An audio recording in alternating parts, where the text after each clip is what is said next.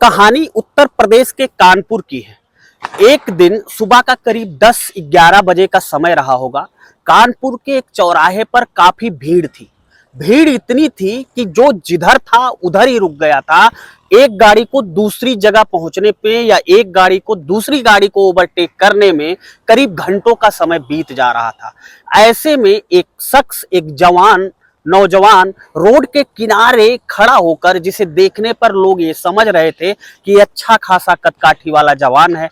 उसने सफेद कलर का शर्ट और काली कलर की पैंट पहन रखी थी। देखने में ठीक ठाक लग रहा था। वो काफी देर से एक ही जगह पर खड़ा था और वहां पर जो दुकानें थी, दुकानदार देख देख कर परेशान थे कि ये अच्छा खासा सुंदर सा देखने वाला हष्ट पुष्ट नौजवान आके अपनी तरसती निगाहों से, अपनी खोजती हुई निगाहों से किसको देख रहा है। उसके बाद उसकी खोज कुछ देर बाद पूरी होती है। जैसे ही जाम खत्म होता है दोस्तों, वैसे ही वो एक टेम्पू वाले को, यानी एक टैक्सी वाले को हाथ देकर रुकवाता है। रुकवाने के बाद टैक्सी वाला कहता है कि साहब, आपको कहाँ चलना है? तो वो कहता है कि भाई, मुझे यहाँ से बस ज्यादा दूर नहीं, 1-1.5 किलोमीटर एक गांव चलना है। अब वो कहता है कि साहब, 1-1.5 किलोमीटर जिधर आप जाने को कह रहे हैं साहब, उधर बहुत सारे पुलिस के बूथ हैं, बहुत सारे पुलिस के बैरियर हैं, लेकिन मुझे वहां पर जाने में इसलिए संकोच हो रहा है। हालांकि दूरी थोड़ी ही दूर है, 1 किलोमीटर बहुत ज्यादा दूर नहीं है, लेकिन साहब पुलिस वाले हमें रोक लेते हैं और उसके बाद हमसे पैसे की मांग करते हैं। साहब, सुबह सुबह आप पहले ग्राहक मिले हो और कोई भी व्यक्ति नहीं चाहता है, कोई भी धंधेबाज बिजनेसमैन नहीं चाहता है कि वह अपनी बोहनी सुबह सुबह खराब करे। जब वह व्यक्ति ऐसा सुनता है तो उस रिक्शे वाले से, उस टेम्पू वाले से कहता है कि तुम ऐसा करो, तुम बिल्कुल परेशान मत हो, तुम मुझे चलो बैठाओ और लेकर चलो मुझे जहां पर जाना है। वो रिक्शा वाला कहता है कि साहब, पेट के वास्ते कह रहा हूं आपसे साहब, मुझे रोक लेंगे और लेंगे, पैसा जरूर लेंगे मुझसे। तो वो कहता है कि अरे मेरे भाई, तुम मुझे लेकर चलो, तुम्हें कोई नहीं रोकेगा, इसकी जिम्मेदारी मैं लेता हूं। लेकिन वह शख्स, वह रिक्शे वाला, वो टेम्पू वाला बार बार उससे एक ही चीज गुजारिश कर रहा था कि साहब, अगर रोक लिया तो जितनी मेरी कमाई नहीं होगी उससे ज्यादा तो मैं गंवा दूंगा। तब वो व्यक्ति कहता है कि जितनी तुम्हारी एक दिन की कमाई है, उतनी कमाई तुम्हें मैं आज ही दे दूंगा, अगर किसी पुलिस वाले ने तुम्हें रोक लिया और कुछ देर अपने पास बैठा लिया। दोस्तों, आखिर वो शख्स कौन था? उसका ऐसा क्या, उसके पास ऐसी कौन सी चीज थी जिसके वजह से वो इतने विश्वास के साथ उस रिक्शे वाले को ढांढस बंधा रहा था कि नहीं, तुम मेरे साथ चलो, तुम्हें कुछ नहीं होगा, तुम्हें पुलिस वाले आज बिल्कुल नहीं रोकेंगे। दोस्तों, कहानी बहुत ही इंटरेस्टिंग है, आपके दिल को छू लेने वाली सामाजिक कहानी है। कहानी में आगे बढ़ने से पहले आपसे मेरा बस छोटा सा विनम्र अनुरोध है कि दोस्तों, चैनल को सब्सक्राइब ना किया हो तो चैनल को सब्सक्राइब कर लेना, साथ में लाल बेल आइकन की बटन को प्रेस कर लेना, ताकि जब भी मैं इस चैनल पर आपके लिए ऐसी कहानियां अपलोड करूं तो उसका नोटिफिकेशन सबसे पहले आपको मिल जाए। दोस्तों, जैसा कि आपको पता है, अपने इस चैनल पर जिन लोगों का प्यारा सा कमेंट, जिनका प्यार, सपोर्ट हमें हमारी कहानियों पर मिलता है, उनका नाम हम कहानी के आखिरी में जरूर लेते हैं या कहानी के बीच में ही ले लेते हैं। तो आप ये कहानी कहां से देख रहे थे, किस जिले से देख रहे थे, किस राज्य से देख रहे थे, किस प्रदेश से देख रहे थे, किस गांव से देख रहे थे, आप अपना नाम जरूर बता दीजिएगा। और उन लोगों के नाम जिनका प्यारा सा कमेंट हमें पिछली कहानी पर प्राप्त हुआ था, मोहम्मद जमीर अहमद हैं। इन्होंने स्थान का नाम नहीं लिखा था कि ये हमारी कहानी कहां से देखते हैं। कुमार हैं हरदोई डिस्ट्रिक्ट से, जो कि भिठाई गांव के हैं, जिनका प्यारा सा कमेंट हमेशा हमें प्राप्त होता रहता है। तो दोस्तों, बिना देरी किए, आपका समय जाया किए, कहानी की तरफ फिर से लौटते हैं। अब वह व्यक्ति जो टेम्पू वाला था, उस व्यक्ति को, जो कि काफी देर से उससे बातचीत चल रही थी दोनों की, इस बात पे कि पुलिस वाले उसे रास्ते में पकड़ेंगे। अब वो वाला जब ये सोचता है कि कोई दिक्कत नहीं, जब साहब इतने कॉन्फिडेंस के साथ कह रहे हैं कि मुझे कोई पुलिस वाला टच नहीं करेगा, और साहब कह रहे हैं कि जितनी मेरी एक दिन की कमाई है, अगर कोई पुलिस वाला मुझे पकड़ लेगा तो उसे साहब देने के लिए तैयार है, तो मेरा जा ही क्या रहा है। अब उस व्यक्ति को वो टेम्पू वाला अपने टेम्पू में बैठा लेता है। टेम्पू में बैठाने के बाद जैसे ही अभी मात्र 200-300 मीटर ही टेम्पू वाला अपने टेम्पू को लेकर रुकता है, पुलिस वाले उसे रुकाते हैं। पुलिस वाले उसे बुलाते हैं। जैसे ही पुलिस वाले उस टेम्पू वाले को अपने पास बुलाते हैं, वो टेम्पू वाला अपनी निगाहों से उस व्यक्ति की तरफ, जो पिछली सीट पर उसका किराएदार बनकर बैठा था, उसके तरफ देखता है और कहता है कि साहब अब क्या हुआ, अब आप क्या जवाब देंगे?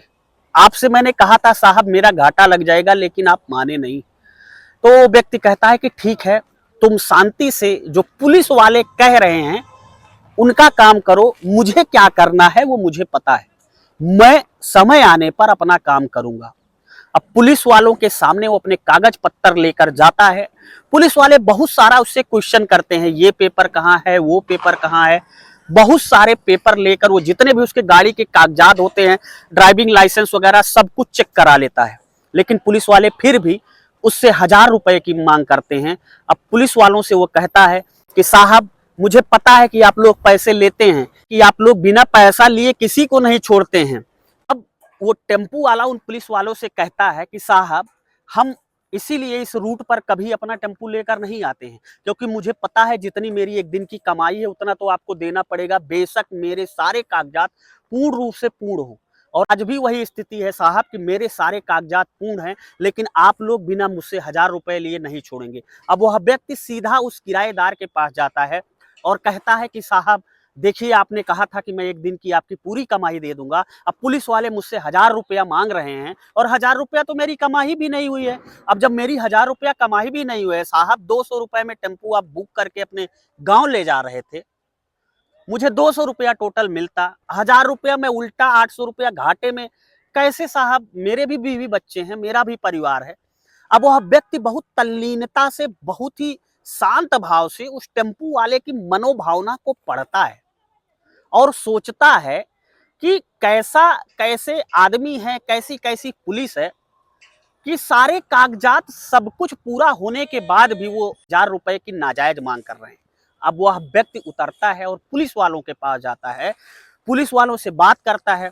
पुलिस वाले उसे अपनी भाषा में समझाते हैं कि भाई साहब देखो, आप सूट बूट में मुझे ठीक ठाक लग रहे हो, लेकिन जो आपका बात करने की शैली है, जो तरीका है, उस हिसाब से तो आपको जेल जाना पड़ेगा। अब वह व्यक्ति कहता है कि ठीक है, कोई बात नहीं, मुझे जेल भेज दो। अब पुलिस वाले उसे उस चौकी पर, उस स्थान पर जहां पर चेकिंग चल रही थी, उस टेम्पू वाले के साथ बैठाकर एक सिपाही उस टेम्पू में सवार होता है और सीधा थाने लेकर जाते हैं। थाने पर जैसे ही बैठते हैं, टेम्पू वाला और वो उसका किराएदार और एक पुलिस वाला सिपाही बैठे ही रहते हैं। कुछ देर का समय होता है। अब वो व्यक्ति किराएदार उठता है और पूछता है वहां थाने पर कि यहाँ का जो मेन अधिकारी है वो कौन है, जिस कोतवाली में उसे बैठाया गया था वहां का कोतवाल कौन है। पुलिस वाले कहते हैं कि ऐसा है, शांति से बैठो, अभी बताएंगे कि यहाँ का कोतवाल कौन है। अचानक 4-5 मिनट बीतता है और फिर कोतवाल साहब आते हैं। जैसे ही कोतवाल साहब वहां पहुंचते हैं, कोतवाल साहब की निगाहें जैसे ही उस व्यक्ति के ऊपर पड़ती हैं, वैसे कोतवाल साहब तुरंत ही उस व्यक्ति को सलूट मारते हैं और कहते हैं जय हिंद सर। सर आप कैसे थाने? अब जब वह व्यक्ति इतना सुनता है तो वो कहता है कि आपके जो स्टाफ है, जो आपके सिपाही लोग थे, अभी चौराहे पर चेकिंग लगाए थे और मैं जिस टेम्पू में आ रहा था उस टेम्पू वाले को पकड़कर ये लोग 1000 रुपया नाजायज तरीके से मांग रहे थे। कोतवाल साहब उन लोगों को बुलाते हैं, सिपाहियों को बुलाते हैं और उनसे पूछते हैं कि यह व्यक्ति कौन है, तुम्हें पता है? अब सिपाही लोग कहते हैं साहब हमें तो नहीं पता है।